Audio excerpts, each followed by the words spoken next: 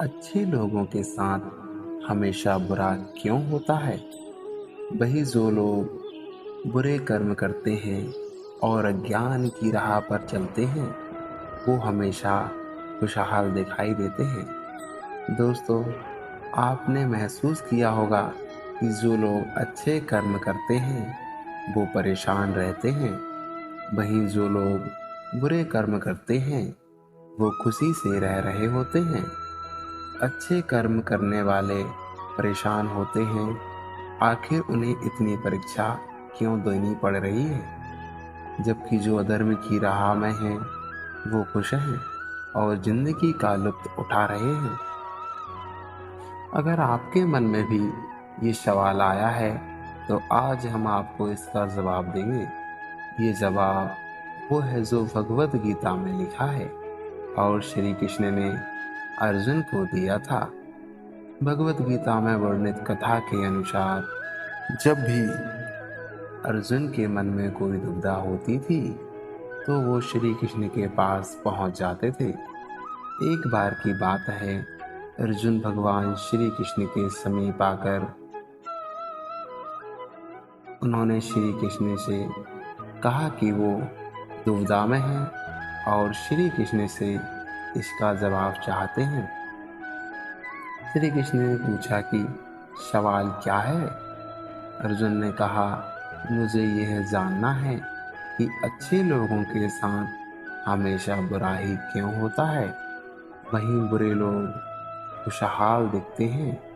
अर्जुन के मुंह से ऐसी बातें सुनकर श्री कृष्ण मुस्कुराए और कहा, मनुष्य जैसा सोचता है और महसूस करता है, वैसा कुछ नहीं होता, बल्कि अज्ञानता की वजह से वो सच्चाई नहीं समझ पाता।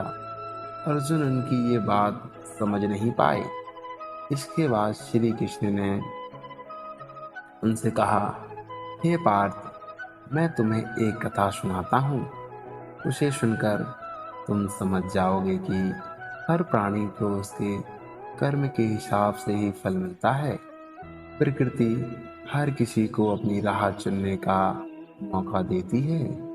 अब मनुष्य की इच्छा पर निर्भर करता है कि उसे धर्म की राह चुननी है या अधर्म की। कथा शुरू करते हुए श्री कृष्ण ने कहा, एक नगर में दो पुरुष रहा करते थे। एक पुरुष व्यापारी था, जिसके जीवन में धर्म की बहुत महत्ता थी। वो पूजा पाठ में यकीन रखता था। वो हर रोज मंदिर जाता था और दान धर्म भी करता था और हर रोज भगवान की पूजा करता था। वहीं दूसरा पुरुष बिल्कुल विपरीत था। वो हर रोज मंदिर तो जाता था, लेकिन पूजा करने नहीं, बल्कि मंदिर के बाहर से जूते चप्पल चुराने। उसे दान और धर्म से कोई लेना देना नहीं था। समय बीतता गया और एक दिन बहुत जोर की बारिश हो रही थी। इस वजह से मंदिर में पुजारी के अलावा कोई नहीं था। ये बात जब दूसरे पुरुष को पता चली, तो उसने कहा कि यह सही मौका है मंदिर का धन चुराने का। पंडित से नजर बचाकर उसने मंदिर का सारा धन चुरा लिया। उसी समय धर्म कर्म में विश्वास रखने वाला व्यक्ति भी मंदिर पहुंचा। दुर्भाग्य से मंदिर के पुजारी ने उसे ही चोर समझ लिया और आसपास के लोगों को बुलाकर उसकी खूब पिटाई लगाई। जैसे तैसे वह बचकर वहां से बाहर निकला, तो दुर्भाग्य ने उसका पीछा वहां भी नहीं छोड़ा। वह एक गाड़ी से टकरा गया और घायल हो गया।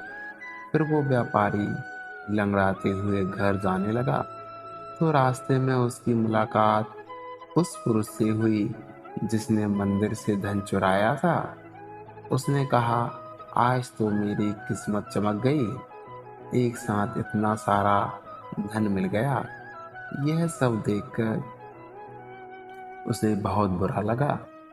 उसने अपने घर से भगवान की सारी तस्वीरें निकाल दी। कुछ सालों बाद दोनों की मृत्यु हो गई। मरने के बाद जब दोनों यमराज की सभा में पहुंचे और भले पुरुष ने दूसरे व्यक्ति को देखा तो उसे बहुत गुस्सा आया। उसने क्रोधित होकर यमराज से पूछ ही लिया, मैं तो हमेशा अच्छे कर्म करता था, दान में विश्वास रखता था, उसके बदले जीवन भर मुझे अपमान और दर्द ही मिला, और इस व्यक्ति को नोटों से भरी पोटली, आखिर ऐसा भेदभाव क्यों? ईश्वर यमराज ने कहा, पुत्र तुम गलत समझ रहे हो। जिस दिन तुम्हारी गाड़ी से टक्कर हुई थी वो दिन तुम्हारे जीवन का आखिरी दिन था, परंतु तुम्हारे अच्छे कर्मों की वजह से तुम्हारी मौत सिर्फ एक छोटी सी चोट में बदल गई।